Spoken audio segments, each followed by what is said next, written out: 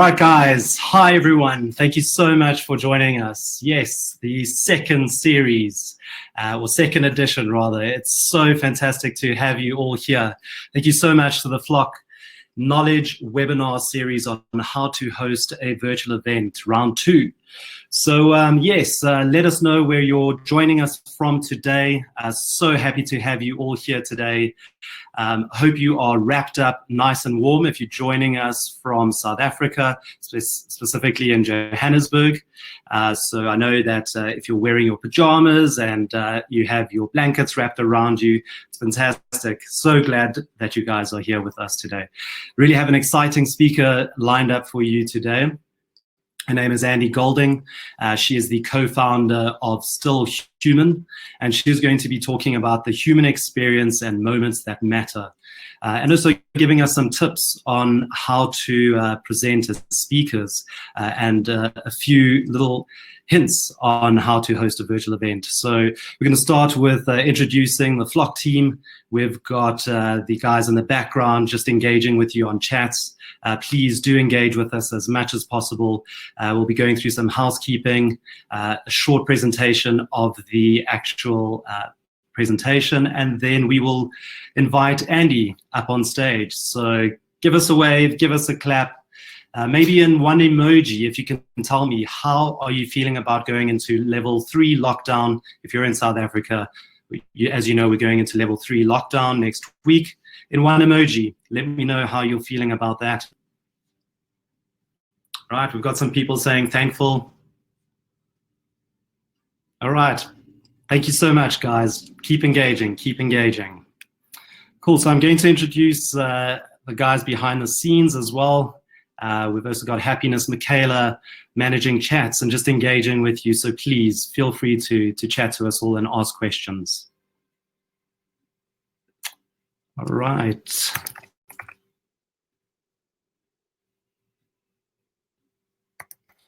And so I'm going to bring up Veronica onto stage as well as Kelly just to give us a quick wave and say hello.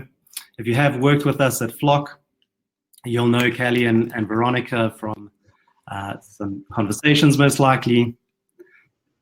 Hey, Veronica. Hi, everybody. Yeah. How you guys doing? I'm wrapped up in my blanket, all warm and ready to hear some tips.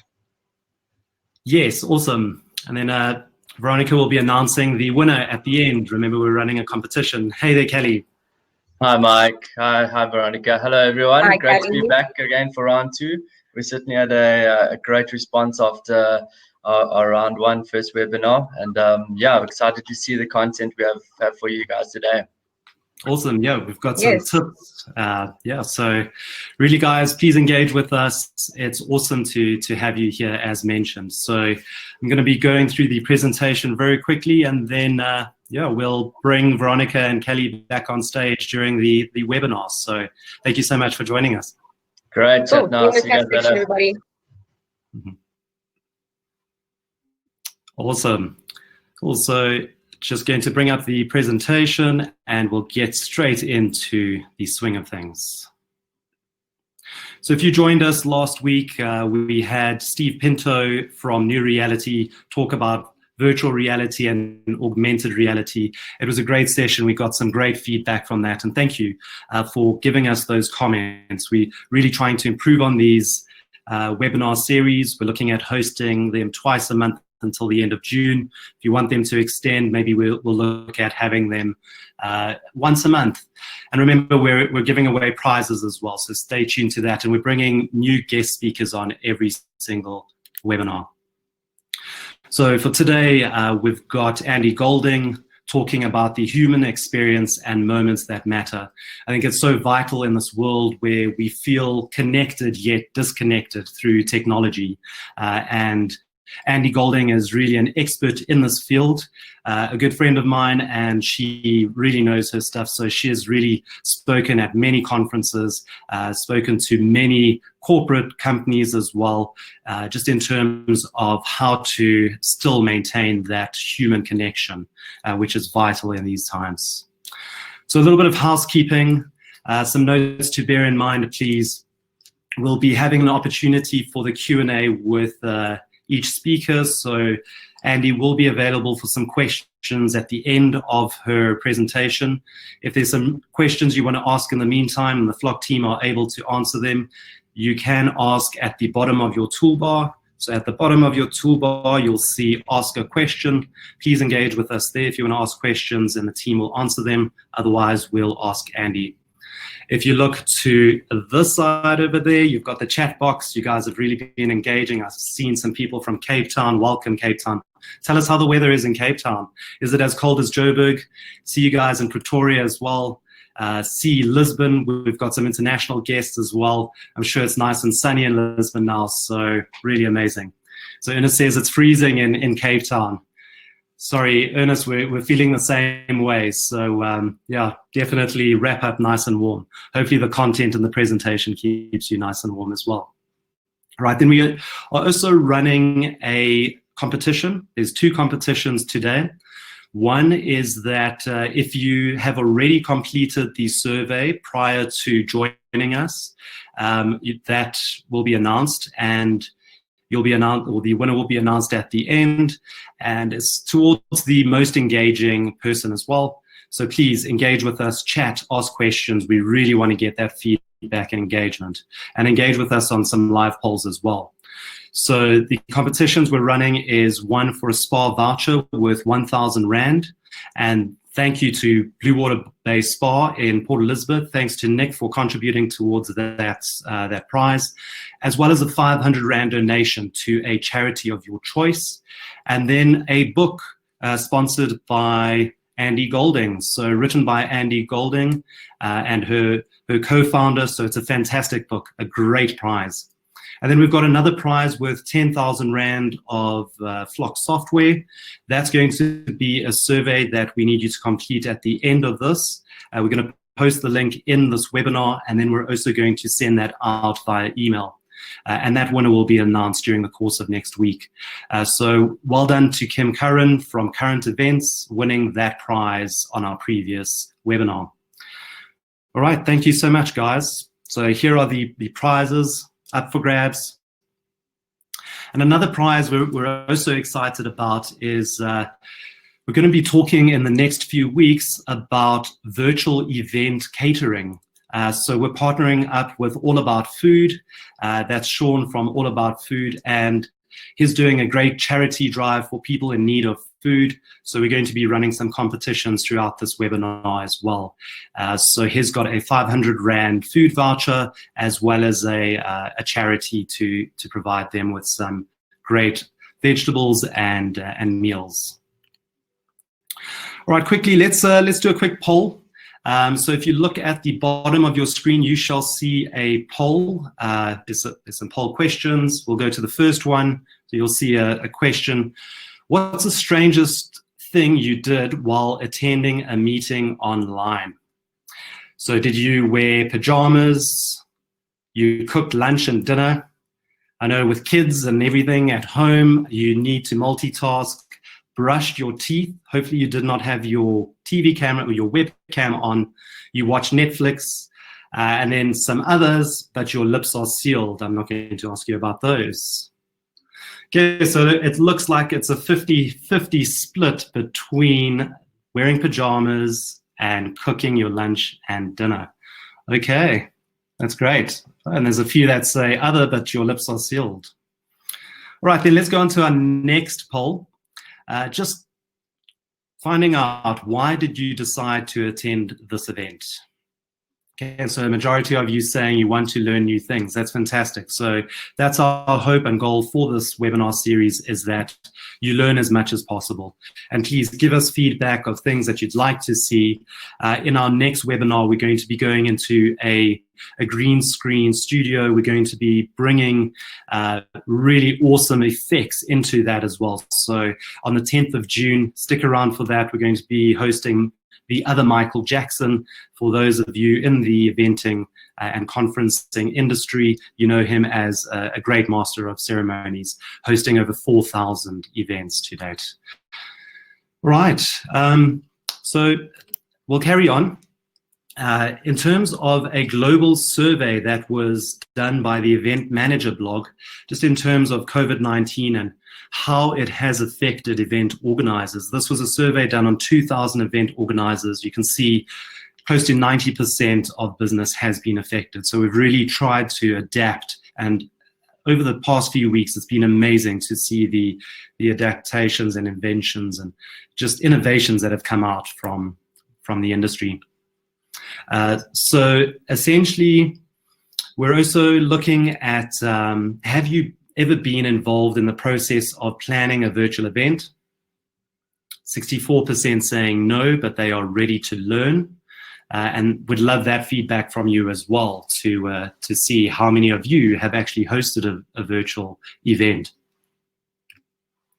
And then, do you charge for virtual events? I know this is one where clients are asking about, how do they monetize their events? So we've got some various tips and tricks in terms of how to do that. So stick around and let us know your thoughts, and we'll be giving you some tips and tricks on how you can actually monetize your events. Okay, so let's do a quick poll. In terms of preferring to communicate with people, and that's a great introduction before we bring Andy on. So essentially, how do you prefer to communicate with people? In person, texting, phone call, email, social media, or video chats? Give you a couple of seconds to go through that. Seems like in person. Really seems like people are missing that human connection. Something that technology can't replace, but to its best ability, it can afford us a platform to still engage. So in person seems to be the popular one. Right, great. So just going to go through two things before we introduce Andy live on stage. So for those of you that don't know us, we are Flock. We provide an online eventing platform. We like to think of it as the ultimate tool for event planners. You can create landing pages, manage your invites, create a mobile app, and recently also hosting virtual events. So everything in one platform, that's what Flock provides. For those of you that didn't join us last week, we have a virtual events playbook that the team has put together. It's packed with tips and knowledge, tricks and cheat sheets, essentially for you to be able to navigate through this virtual event environment. So we'll be sending those out during this week, essentially with the playbook and just a thank you message as well. All right, so with that, going to bring on Andy.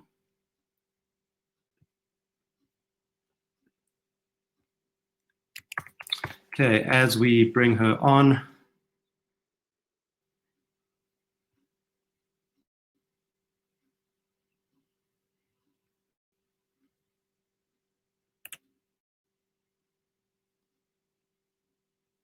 Okay, give us a second.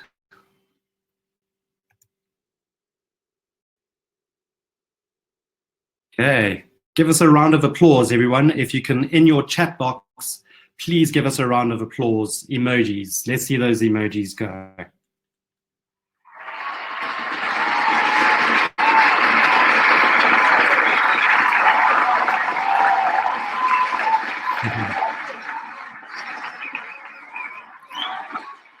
Hello, everyone. Andy, thank you so much. Thank you so much for joining us today. Thank you for having me. It is awesome to be here. I'm just sharing my screen. I can see that. Fantastic. Andy, and you've been in the space in terms of having seen how technology can affect things, and I've seen some awesome presentations where you've spoken about the human connection. For those of you that haven't seen a presentation from you before, how long have you been in this industry and how did you get into it? So I've been doing what I do for about 6-7 years now. That is focusing on employee experience and human experience design. And to cut a very long story short, I got into doing what I do because my first job sucked. And I couldn't reconcile that I had to spend the rest of my life resenting the reason that I had to get out of bed every day. Well, that's a very good reason. So I'm so glad you got into this, and you're going to be sharing with us the human connection as well and maintaining that. So, yep, thank you, Andy. The stage is yours. Awesome, thank you. Hello, everyone. It is awesome to be with you here today. Mike, can you just confirm that we're all good? You guys can see my screen and I can dive in. Yes, perfect. Everything's fine on our side. Super. To everybody in rather chilly Joburg and Cape Town and anywhere in South Africa, I suppose that's very chilly. I hope you're keeping warm and you've got your hot chocolates, coffees and blankets ready. To, I think it's Pauline in sunny Lisbon, we're only slightly jealous of you, but hey, so be it. So where I want to start today, and the very first thing that I want to ask everyone to do is to do some time traveling, if you wouldn't mind. I'd like to just ask you to think back, and just think back to a few hours ago. You probably thought I was going to ask you to think back to a pre-COVID world, etc., but no. I actually just want you to think back to this morning when you woke up. When you woke up, did you wake up as the soon-to-be attendee of this webinar? Did you wake up as somebody's employee, as somebody's customer, or as a business owner? Probably not. I think you just woke up as a groggy human being in desperate need of a cup of coffee. And what about when you poured yourself that first cup of coffee, as you were kind of drinking the life back into yourself, were you thinking, oh, so grateful to be the end user of this coffee? Or were you just thinking, so grateful I've got this, I need it to help me get through my day? And probably the latter, because you didn't start your day as anything other than a human being. And so often in our work contexts, we've become overly programmed to look at people through the lens of a customer, an employee, a delegate. And it's not wrong to do that, but it does kind of skip over the fact that first and foremost, we're human beings. And it's something that all of us have in common. So often we get stuck in the idea of asking ourselves, how do we create a great customer experience? How do we create a great employee experience? How do we create a great delegate experience? But what about focusing on creating a great human experience and focusing on that and unboxing people to some extent? So this question of how do we create awesome human experiences in a digital world is actually something that my business partner, Brad Shawkind, and I found ourselves asking when we co-founded our company, Still Human. Still Human is a relevance advisory, and we help companies remain relevant in a world gone digital crazy. And it's everything that we captured when we wrote a book. We could never have predicted COVID. We could never have predicted that this would happen. But we wrote a book around building relevant businesses and exceptional work experiences for human beings in a world gone digital crazy. Never before has this conversation been as relevant and important as it is now. And in our work and in our research, one of the things that we identified is that critical to creating experience is understanding this concept of moments that matter. Now, you've probably heard of the concept moments that matter, and that's okay because it's so important. And the reason it matters is because when you think about what creates experience, well, experience is made up of moments. It's made up of millions of tiny moments. And it's important to know that there are no neutral moments. At any given moment, people are either being switched on or they're being switched off. At any given moment, people are either being grown and ignited or they're being depleted. So if we want to start to create these exceptional experiences, we have to learn to think in moments. And what we've identified is that there exist two types of moments. The first is a flash moment. These are things that happen spontaneously, they're random, we couldn't see them coming and we couldn't prepare for them, but now we have to respond in that moment. And how you respond in a flash is massively impactful because your response, what experience is it creating for people? When your tech fails you, when the sound dies, when the laptop falls off its stand mid-presentation, how do you respond? And what is the experience that that's creating for people?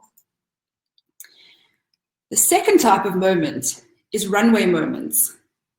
Runway moments are the ones that we knew were going to be taking place. We could see them coming, we could plan for them. So how do you start to plan for the runway moments? And how do you start to leverage flash moments and runway moments to create awesome experience for people? And it's a combination of both of these that we need to be bearing in mind all the time. The question then becomes, how well are you using your moments? Or possibly how badly are you using them? Are you investing in them with intention?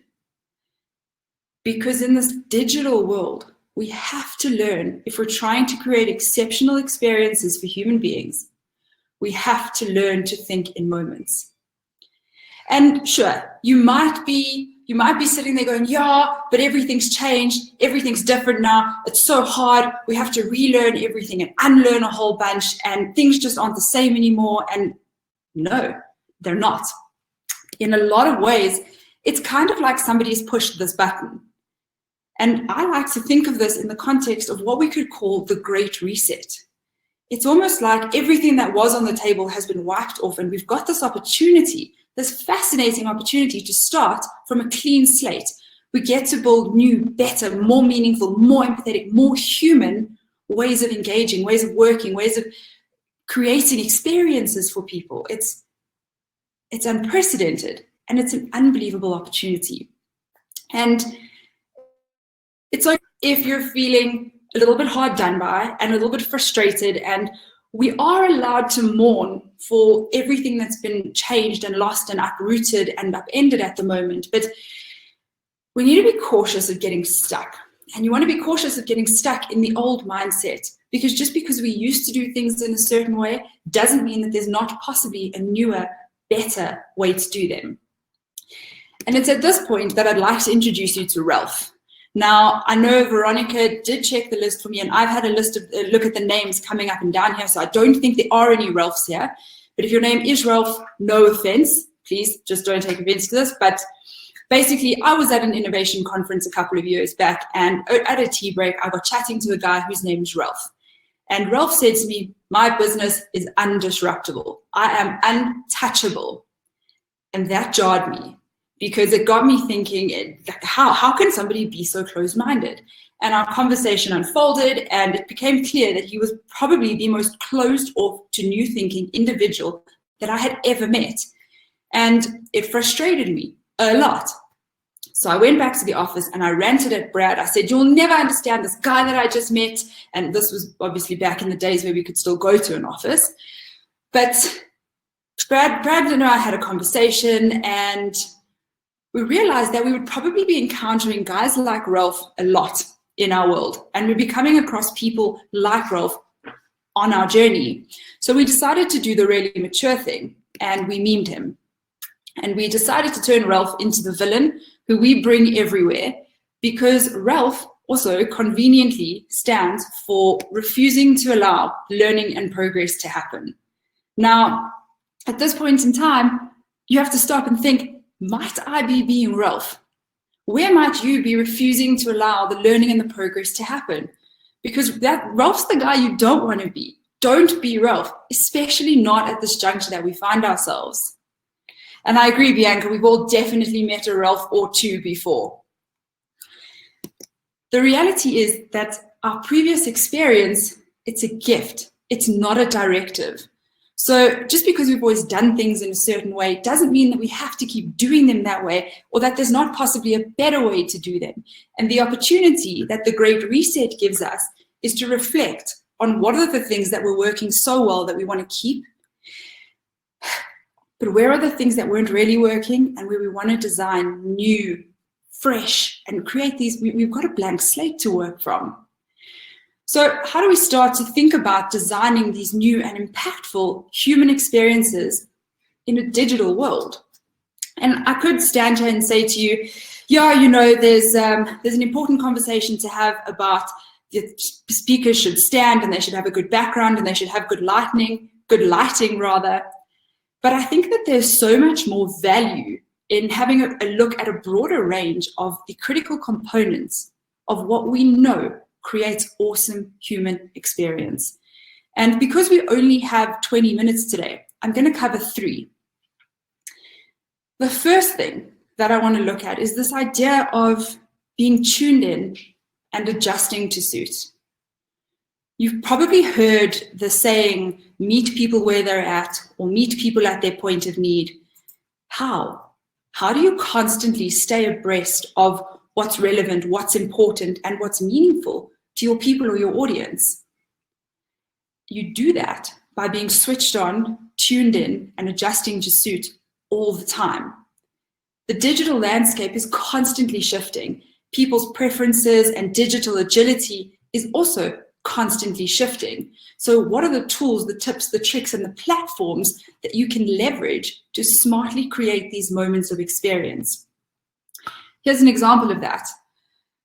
Last week, I was a part of a workshop, and it was supposed to have happened in person. It was an intimate sharing workshop, and the facilitator, it was a coaching personal development process, and the facilitator knew, obviously, you can't really have that one-on-one conversation interaction in a digital space, where in a room, it's quite easy to say, turn to the person next to you, have a conversation, share your thinking. But how do you do that in a digital space? Well, what he did was he used the Zoom function in a way that I've not seen before. Zoom has breakout rooms, and what he did is he created one-on-one breakout rooms. So even though I was sitting at home in my comfy pants and my fluffy slippers, I could still have this one-on-one engagement with somebody else who was in the program, and it was so meaningful. So it's just about understanding, how do we use and leverage the tech to meet people where they're at? The second thing to look at is experimenting. Try, and try some more. Now is not the time to be obsessing over perfection. Obsess about creating awesome experiences for people, and everything else will fall into place. In the context of the Great Reset, everything is fair game if you set the right context with people. What I've experienced is so often, if you say to people, look, I'm learning, or I'm trying, or I'm experimenting, please just bear with me. So often it means that their demeanor immediately softens, and they become so willing to work with you and learn with you. And especially right now, where everybody's worlds have been upended, people are more willing than ever to come along on a journey of experimentation. My favorite personal example of this is when I lived in Spain, when I was first learning the language. I couldn't speak Spanish. I was trying to learn. And the first sentence that I learned, and the first thing that I would say to anybody, I would say, perdón, estoy aprendiendo, solo aprendiendo español, por favor, hablo más despacio. And all that means is, excuse me, I'm still learning. Please be patient with me. I'm just learning. And immediately people's demeanor would soften, and they would say, okay, cool, I'll help you. And they would be so much more patient and willing with me.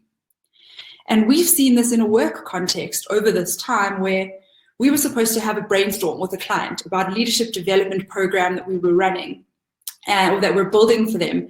And we would have loved to get into a room, around a table, flip charts, whiteboards, post-its, markers, but we can't.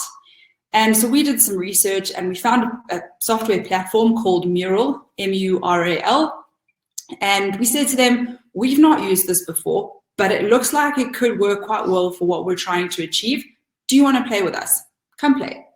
And we jumped onto a Zoom call so we could talk to each other, and we jumped into Mural, and we had the most incredible brainstorm. Mural makes it's so easy to use, and it's kind of like you're in a room together, even though we weren't. And we all just tried, and it worked so well. So where are the areas that you can be experimenting and trying so much more in your world and with your audiences? Remember, the sky's the limit. Great reset. Rules don't apply anymore. And finally, what I want to look at is this idea of these wow moments. How do you create these moments that make people feel joy, feel special, feel noticed, and feel like individuals when they're actually just on the other side of a screen? And this is where you really have to start to think about, how can we flip the script? How can we completely defy people's expectations of how a situation will unfold? I think we need to start looking more and more deeply at personalization and at customization. Remember, the rules no longer apply. I kind of predict that we're likely to see the rise of a new corporate gifting market, one that shifts away from gimmicky mass-produced products to functional, personalized, meaningful, courier-delivered products in this digital space. We've got a client who they're never going back to their office space. They had this awesome office space and they loved having clients there, and clients loved going there, and it was such a good part of the experience of working with this business, but that's not applicable anymore. So what they've actually done is they've created care packages and induction packages that they will courier to a client before their first interaction. So they've found a way to flip the script and make it work that they can create this human moment, even though they're engaging with their client digitally. All About Food, the guys who've sponsored one of the vouchers that's a giveaway, that's one of the giveaways from Flock today, they're looking at a way to have your delegates have lunch delivered to your conference delegates while they're at home. So how do you get a small lunchbox or a small they're playing with their offering, but how do you get something delivered to people before the event so you can all have lunch together? And that's awesome. And I think we're going to start to see more and more of that. And that's the lines that we need to be thinking of, or thinking along rather, because the sky's the limit in this new world. So what I've shared with you up until this point, I've shared with you 3, and they're actually 3 of 12. They're 3 of the 12 essentials that we know are the critical components to creating awesome human experiences. And these 12 essentials emerged from our research that we did. When we started Still Human, we sought to understand the best companies around the world. What do they obsess over in creating awesome experience? And that's where these 12 come from. We've looked at 3 today. Now, these 12 essentials, the thing to understand is that none of them live in isolation, because experience, it's not linear and it's not one-dimensional. Experience is completely multi-dimensional. And at any given stage, one essential is impacting other essentials, multiple essentials. Now, what we've done today is we've looked at awakeness. That was the first one we looked at, this idea of being switched on, tuned in, and adjusting to suit. And you've already seen how you can start to create these meaningful moments and great experiences by just being more awake, more switched on, more tuned in. We looked at innovation with intent, that we're always coming up with new ideas and implementing. We have this unwavering commitment to making things happen, and we're not afraid to learn while experimenting. And you've already probably started to have some ideas of how can we start to leverage more intentional innovation in this new world. And the last one that we looked at was Stoke. Stoke is this idea that we're consistently creating wow moments for everyone who engages with us that brings them back for more. And that's really the essence of these human experiences in a digital world. Where can you create the wow? How do you need to be more switched on, more tuned in? And where do you need to be trying new things and bringing people on that journey with you, bringing people on that journey of experimentation and trying new things as you do it for yourselves? Now that's just 3. What happens if you start to think of the implication of applying all 12? What starts to happen to the quality of the experience that you're able to create for people when you're thinking in terms of all 12 of these critical components that we know create exceptional experience for people? And so what I've shared with you today is a very high-level version and a high-level view of the constructs of things to be obsessing about. And maybe I'm talking directly to you, to Ernest, to Mpo, to Andile, to Michaela, to Claire, but I might also be talking to you, Ralph. And one of the things I'd like to invite you to do is take a look for yourself. Where might you be holding on to your old beliefs and your biases? And where do you need to start to let go? Stop getting in the way of change and start to really experiment, try new things. And it's really easy, the industry and the world that we're all in, it's really easy to have this existential crisis and throw our hands in the air and get quite down and out about all the things that are going on at the moment. But somebody said something brilliant earlier today, and it's what I want to leave you with. He said, an existential crisis is an opportunity. An existential crisis and an opportunity are often only a choice apart. Sure, we find ourselves in crisis right now, and it's easy to get stuck in crisis mode thinking, but let's also not lose sight of the incredible opportunity that comes with this crisis. Thank you very much. Mm-hmm.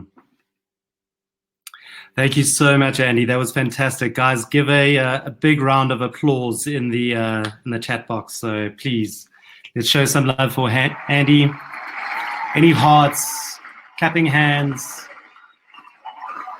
Thanks, folks.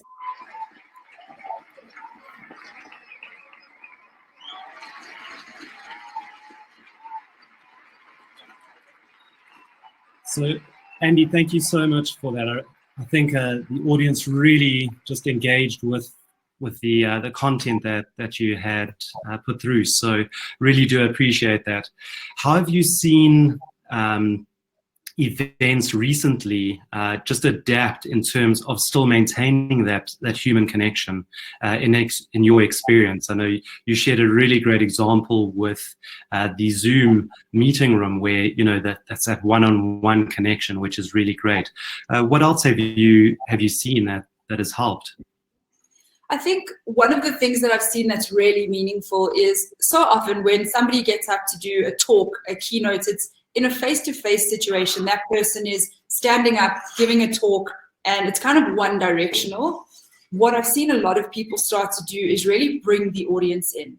So there's comments going on the side here all the time, or ask people to put their hand up, and the speaker really engaging with people, bringing the audience, making them a part of the presentation. So they're not just on the receiving end of content, but rather actively getting them to participate, share with the group. I saw on a presentation the other day, the speaker asked a question and one of the guys gave an unbelievably smart answer. And the speaker said, dude, give me a thumbs up on your screen if you're happy for me to pull you up and you can share more about that with the whole group. Mm. It's an unbelievable way of just making it more than just kind of attending a virtual lecture. And that's so true, because it's, in this day and age, you can just feel like you're getting fed content, and it's very easy for the audience to switch off. But as you say, how do you replace that where at a physical event, you'll be seeing people's emotions and reactions and getting those questions directly from the audience. So it really is amazing. And in terms of... Sure. Sorry, Matt, as a speaker, it's hard to not be able to feed off the energy of a room. It's amazing to be able to read people's body language, see people, watch them, how they're interacting and engaging with your content. But it's a learning curve for all of us. Definitely. And tips for speakers that want to get that energy. I mean, what do you do just to give the audience some ideas on, you're speaking to essentially a screen. Yes, there's people, humans at the end of that screen, and it's great that we can get some emojis going, but you don't have, like you say, you don't see the reaction. How do you build up that energy? Look, for me, it's a process of going through my own motions of getting stoked before I get onto stage, i.e. onto screen.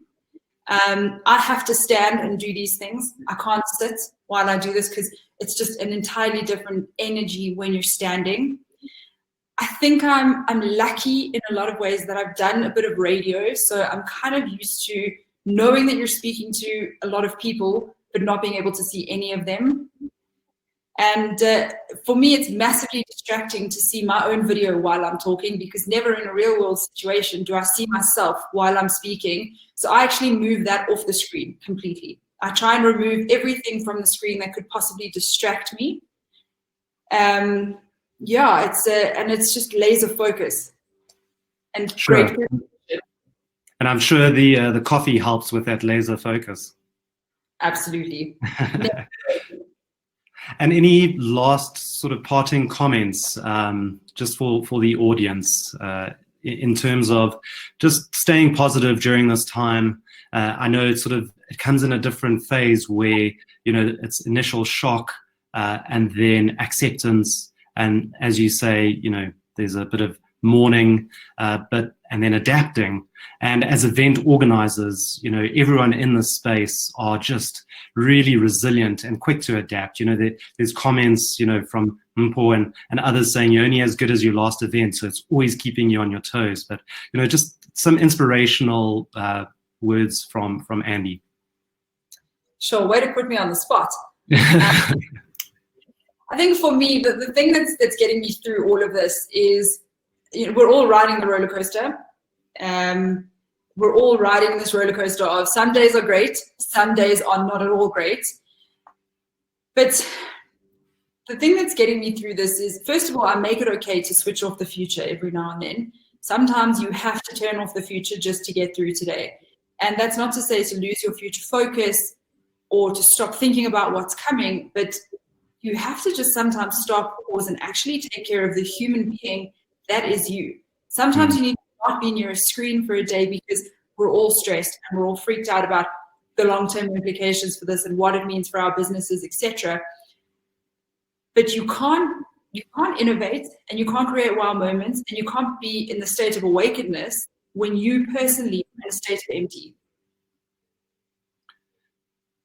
That's so true, and thank you for that. I think just some practical things of switching off, even your Wi-Fi.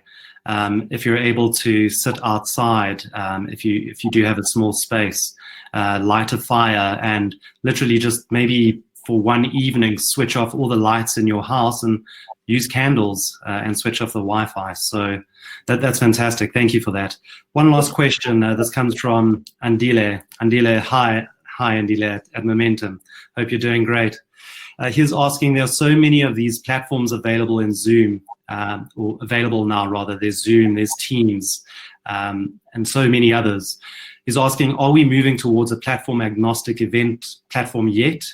What's next? So in other words, can I host an event for people using any or all of these different platforms?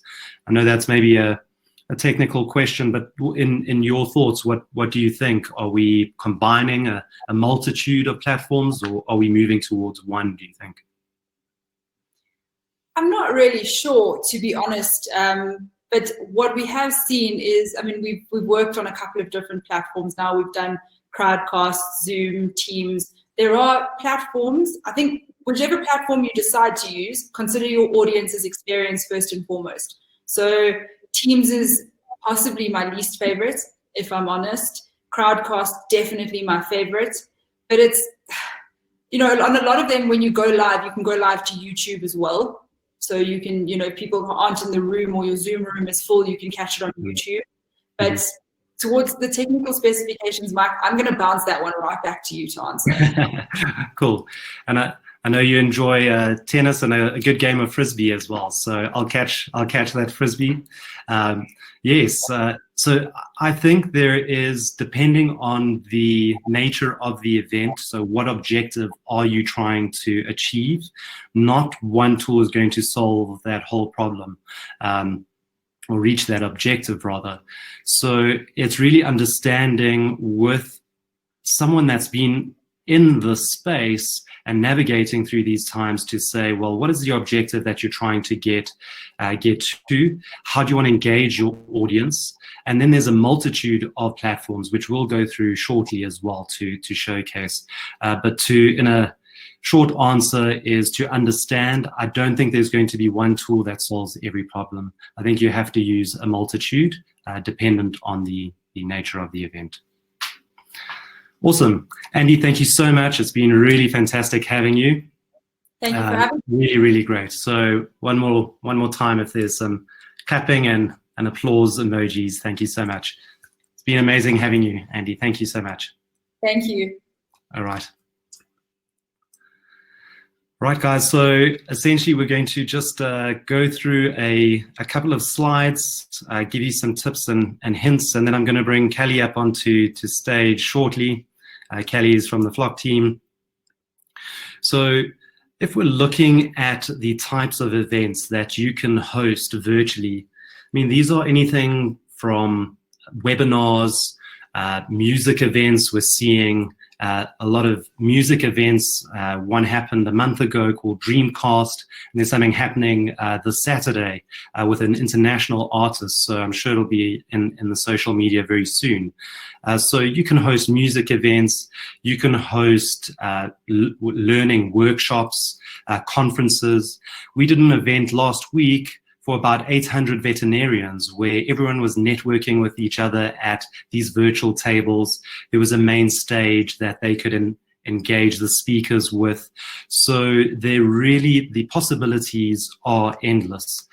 So when you're thinking of the event, don't think that you are limited by the technology. As Andy said, experiment, let your audience know that you're experimenting as well. So, and then the platforms that are out there, there are a multitude of platforms. I mean, there's many webinar and live streaming platforms. There are platforms that allow for that networking, virtual expos. With Steve Pinto last week, we were talking about, or the previous webinar, around virtual reality. And is that something that us as humans are going to get to in the near future? It is a big possibility, but there will be a need for that connection. So if you want to experiment with some virtual platforms, there are some great platforms out there. Some of the platforms that we're partnering with and we can provide you discount on is various platforms that allow for the networking, virtual booths, the conference tables where you can now network with your delegates and colleagues.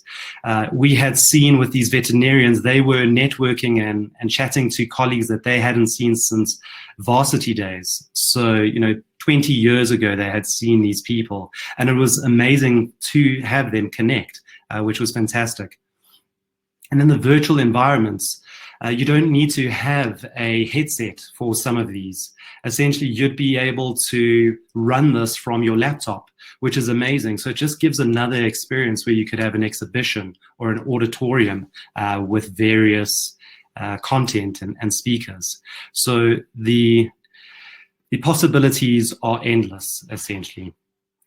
Right, and then with that, I'd like to bring Kelly up onto stage. Welcome, Kelly. Hello, welcome. Thank you so much for having me again. Cool. Great. Cool. So Kelly, you've been chatting to a lot of clients over the past few weeks. You've been seeing, many clients hosting events and coming to you with suggestions and running many demos. So maybe take our audience through some tips and tricks and your experience in the past few weeks. Yeah, great. Thanks, Mike. And Andy, thank you so much for that info as well. Really valuable. Creating a real life feeling of an event as well is really important.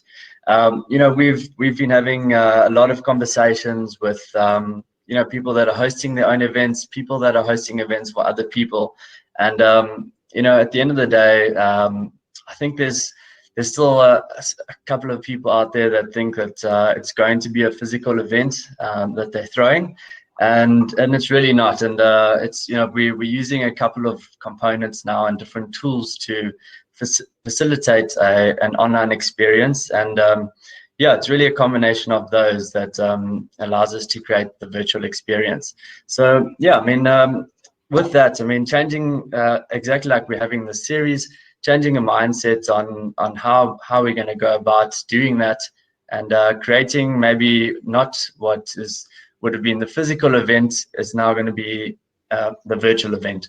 So I'm just going to go through a couple of tips and tricks, and the first one that I'm looking at is about creating a game plan for your event. Great. So I mean, exactly that. You know, where you would have had your event before, and the way you're planning it. There's a couple of things that you can now do to plan it and plan it for a virtual experience. So I mean, exactly that. Like, what kind of experience are you going to be hoping to deliver? Is this event going to be a live event, or is it going to be pre-recorded, or both? Where do we want the content to be seen? Is it going to be seen on your mobile? Is it going to be seen on a web iteration? And there's a couple of iterations that we use for that. Is the content going to be paid for? Or is it going to be free? And when's the best time to have this event? Do you require event registration? How will you promote the event? Do you plan to work with an advertiser or another partner? Or will people have access to the event once it's over? Also, what type of data do you want to capture past the event? Mike, tell us about the analytics that we deliver post-event. So from our side, there's multitude of information that you can also respectively get from your audience or your attendees, where you can ask them questions to say, are you opting in to join this platform? And essentially what it can provide is the number of registrations, the engagement, in terms of live polls, who's asking and answering on certain questions as well as the duration that people are staying on a call for. So there's some great tools that you can now go back to stakeholders as the event still needs to meet objectives. These analytics can provide the return on investment for the event, essentially. Great. Yeah, and exactly that. It's not just the software that we're using now. You know, essentially we are now recording everything, and everything is online. And yeah, there's a lot more that goes into it than just you know, getting people online. We now have presenters that we've got to prepare, and there's a couple of things that you can do to check that your presentation is going to go off without a hitch. Really simple things like checking your mic beforehand, checking your video quality. You know, we'll sit with the presenter the day before an event, and yeah, just make sure, you know, do they have the bandwidth to actually present a live presentation? You know, in South Africa, not everyone has the right type of bandwidth to do that, and if they can't go live, then let's do a pre-recording. Otherwise, you know, if they can, then yeah, make sure that they can run it on the day. Yeah, and of course, check to see everything is being recorded correctly. You know, do we want overlays on the presentation? Do we want branding on the presentation? You know, there's a lot of overheads for events that, you know, perhaps that event organizers are not really paying for anymore. And there's a lot more money that can go into this type of presentation, you know, to do a studio recording perhaps, or, you know, have people record from home and make it look professional. With that, of course, you know, checking the links and presentation slides beforehand, just as we've done today, you know, prepare building up to the event. And yeah, make sure that during the event, you know, you've freed up your bandwidth as well. This is really important. This happened during the last webinar. Something as simple as, you know, we're giving out the advice. We're saying, you know, check your bandwidth, and my Dropbox started updating, and wasn't really sure what it was, just syncing files in the background, but exactly that, it affects your feed. So yeah, really just making sure that you can actually have a presentation and go live. Great.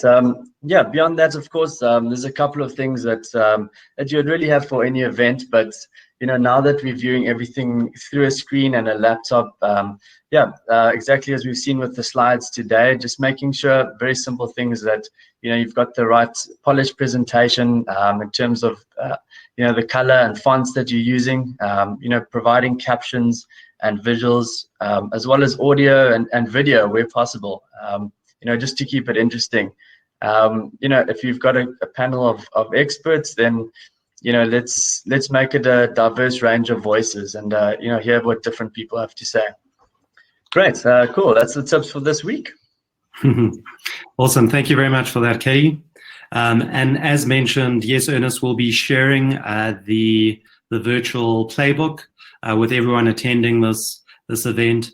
And stay tuned to more of our events as well. We're going to be hosting various speakers with topics and various topics as well. So most definitely. Kelly, thank you very much for that. And for those of you that want to engage with us further, Kelly and I are available to get on a call, and if you want to chat about your event objectives, we'll happily discuss that with you. Excellent. Yeah, great. Thanks, Mike. And then, of course, there's refer to the events playbook, the virtual playbook, especially on audience engagement as well. Check that out. Thanks so much. Cool. Thank you. Thanks, Kelly. Right. So just to carry on with the in terms of, as Kelly mentioned, the engagement, and you can see it from here, even though we're not able to see reactions, but we're making a plan, we're adapting.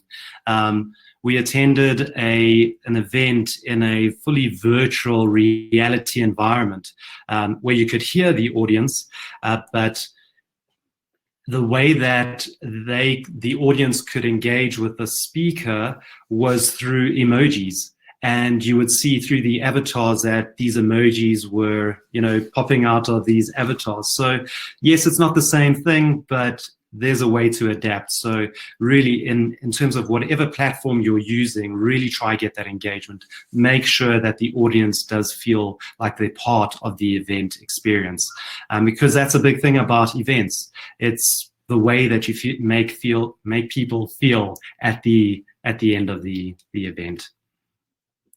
In terms of your budget and monetizing, so there's various ways of, looking at the event to say, right, now that we have this budget, what is it going to be used for? Do you want to create this virtual environment, of maybe a certain area? What is your budget for the event? What is your client's budget for the event? And then as a live event, you can plan accordingly. Looking at the various types of platforms that are out there, some of them are really expensive to more affordable solutions. So it really depends on the type of event. And then monetizing your event, there's various ways of doing this. You could charge for tickets, and these could be VIP tickets that you could have with maybe backstage passes to the speakers or backstage passes to the music artists. You could have early bird tickets in the traditional sense. And another way that you can also monetize is to have tickets for on demand.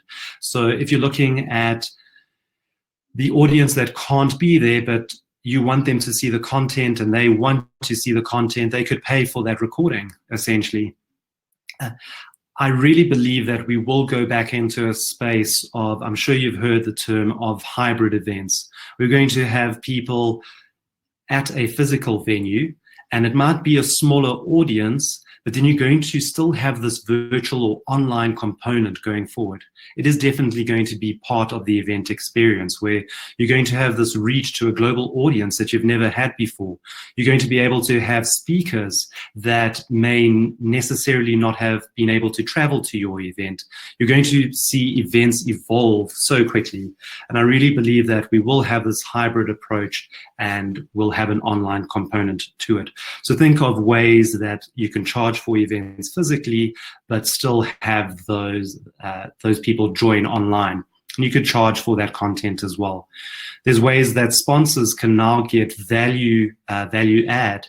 The guys at Event Wizards, that Fitness Fest from Haddocky, they had an event where they had about 220 people at a physical event. When they did it online, they had 2,800 people join from 6 different countries. So that's a great example of extending your reach. Now, as a sponsor, you have all these eyes on one screen. Imagine how you can communicate your brand message or any products or any services that you want that audience to hear about. It's quite infinite, the number of people that you can reach. The importance of rehearsal. We've done a rehearsal at least 3-4 times for this event. Previously, we did about 6 rehearsals. Even though it is a live event and we're coming to you from our homes. Essentially, the importance of rehearsal, making sure that Dropbox, OneDrive, Google Drive is not syncing, making sure that your bandwidth is great, really does help. And then the actual live event, just explain to people that you're experimenting, things might go wrong, not everyone's going to have the exact same experience, but people will be understanding. And post-event, make sure that communication goes through. You've got people that have tuned in, you've got this audience, so really engage with them post-event as well. And follow through and maintain that communication. I really think that as long as you communicate with an audience, if you're utilizing various platforms like email, SMS, you've got a mobile app and you want to have your push notifications go out, you've got this audience that really just want to be communicated with, essentially. And lastly, plan for the next 5 years. This thing might happen again, so don't, what you're doing right now, it may change definitely in the next 5 years. So really think of the now, but also think of the future as well.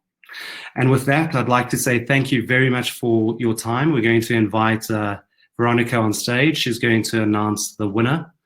And thank you very much, everyone. I really do appreciate your time. It's been fantastic. If you would like to get in contact with us, here are our details. And you can follow us on our social media platforms as well. Great. Okay, so it has been amazing engaging with all of you in our chat section. We've had so many people engaging with us. It was very difficult, so I just decided to do a random draw. I let software just choose a winner. So if you could just drum roll, please, and I will get the winner up to you on stage in just a minute. So here we go. Drum roll, please. Clap hands. We're almost there.